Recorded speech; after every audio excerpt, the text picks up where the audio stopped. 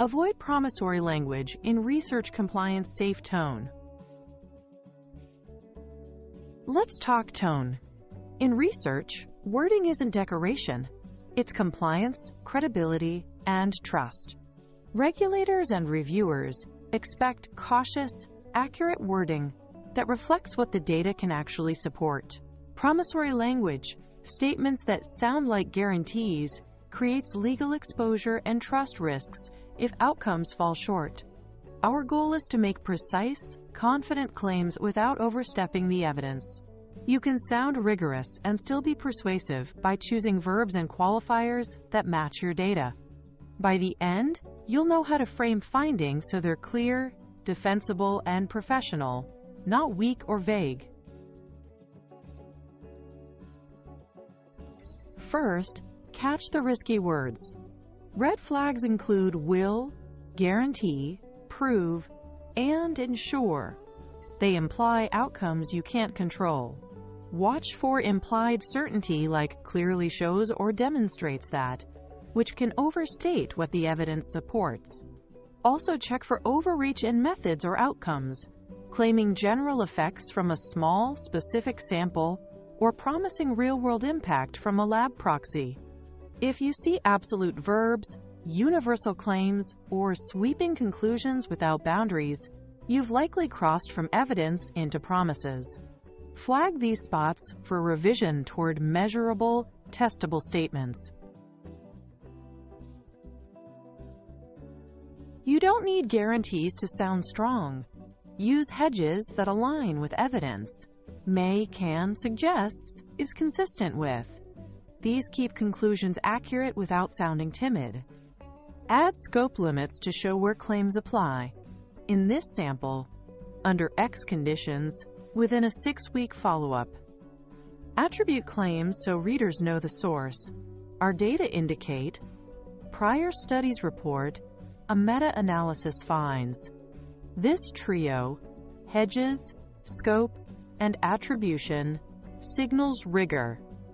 It tells your audience you understand uncertainty, respect context, and build on existing research rather than overpromising. Shift from assertions to evidence patterns. Instead of X will improve Y, say what you observed and how. Compared with control, Y increased by 8%, 95% CI 3 to 12. Show data, effect sizes, and confidence intervals so readers can judge magnitude and precision. Sequence matters. Describe methods before interpreting results. For example, we pre-registered hypotheses, randomized participants, and blinded raters. We observed a moderate effect, D equals 0.5. This pattern is consistent with evidence-first writing builds credibility and reduces the urge to promise outcomes you haven't yet demonstrated. Clarity boosts strength. Be specific about context and population. Mid-level managers in healthcare, not just professionals. Define terms and measures up front.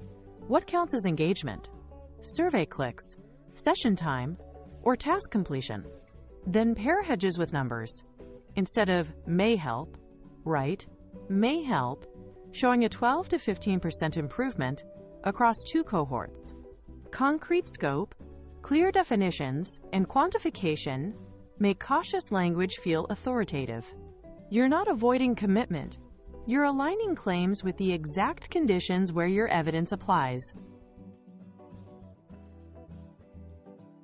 Use method terms that signal rigor. Pre-registered, randomized, blinded, powered at X, e.g., 80% power to detect D equals 0.4. These anchor interpretations. State limitations plainly.